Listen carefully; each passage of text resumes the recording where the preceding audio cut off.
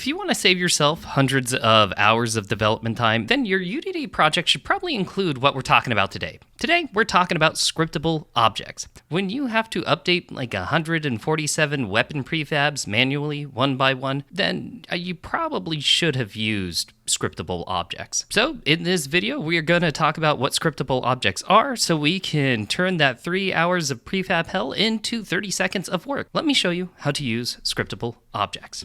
Now for this tutorial, I'm going to be using this little project that I made earlier that I'm slowly turning into a modular learning experience on my Patreon. So if you want to check that out, you can, but you don't have to. Originally, this was going to be a Patreon exclusive tutorial, but I figured, you know what, why not expand it out and cover the basics for YouTube? And then I will dive a little deeper on my Patreon later. Also, I'm kind of in a little creative slump, so I needed to slap some things together. So I apologize in advance when I do a pistol that is probably just going to be a square, but concepts and theories wise, this tutorial is going to be fantastic. So what I'm going to do is I'm going to create a scriptable object. So if I come over here and I go into scripting, I can make a scriptable object script. And I'm just going to call this weapon data. Opening up this script, you'll see I've already put things in place because, well, I think typing on the screen is pretty boring. Here are the values that I have. So we have weapon data, and it actually inherits from something called scriptable object. What I've done here is set up pretty much everything that you would expect to be in weapons, you know, like a weapon name, damage, fire rate, the shoot sound, and maybe a projectile prefab. And you'll also see over here that we have a create asset menu attribute that is going to allow us to create instances of this data container right inside of our project window. So when I come back to the project window, I could do something like right click in the project file and come over here, scriptable objects, and create weapon data. And I could name this something like, I don't know, like a pistol. In here, I could name the pistol. I'm just going to call this pistol, keep it simple, add some damage, add a fire rate, and then maybe add a shoot sound and a projectile prefab. Now, I don't have any of that set up right now, but we'll just throw in random things. Why not? And I don't have a projectile prefab right now, so let me create one really quick so it's not angry with us. Let's see, a quick little sphere. I'm going to shrink it down, 0.01. And that is a pretty tiny bullet. That works. So we're going to do that and then say pistol.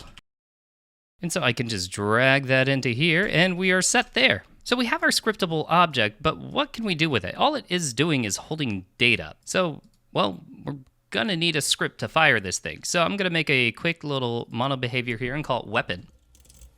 And for the weapon script, I've made it very, very Shrimple. You can see here we have a public reference to our scriptable object called weapon data, and then we have a public function called fire. So fire will instantiate the weapon.data projectile prefab, and then it'll play the clip of the gun firing. That's it. So all we're doing is making sure all our data associated with weapons is stored with the scriptable object. Now, I hope you're starting to see the magic here. So weapon can be used for literally any weapon data that we want. I could make more scriptable objects like a rifle or a submachine gun, and sure, that might need a more specific way of firing, but maybe not, because we do have a fire rate here that we could incorporate into our script and do a little check here and see if it's been enough time since the last time we fired. I haven't made it that complicated. I've made this really, really Shrimple, but you get my point is we only need to change the data in one place instead of making script for the submachine gun or the rifle or the pistol or this, that. Instead,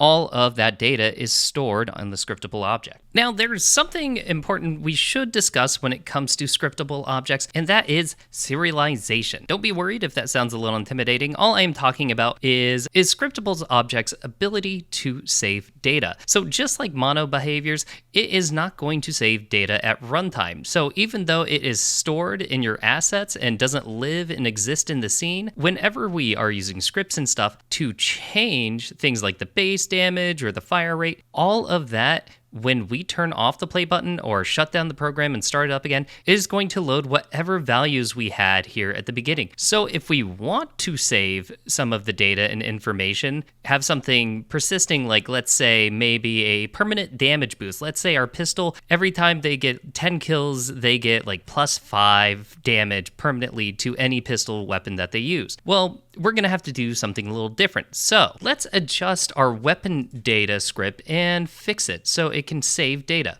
So instead of just having damage, I'm going to change this to base damage. Then I'm going to use the magic of copying and pasting to fill in the rest. There we are, and let me explain what we are doing here now. So here I've added base damage instead, and now we have a permanent damage bonus. And I've said here system.non-serialized. So I'm really making a distinction here that I do not want this value saved. And you're saying, Shrimpo, I thought you wanted this saved. What the hell are you talking about? Let me explain. I want to make sure that this base value does not change. But here we have two different functions to save outside of that. First, we have save weapon progression. So first, we're going to make a save key, which is going to be based off the weapon name, and then say damage bonus. And then we're going to call player prefs, set float, and then we are going to send in that key with whatever the current float is for this permanent damage bonus. And then we're going to call save. And then whenever we need to load the weapon, we just load weapon progress right here. Same thing, we're just going into player prefs, we're getting the float based off the key, and then we put that back into where our permanent damage bonus is. And finally, if we were ever going to call get current damage, it would just be the base damage plus the permanent damage bonus.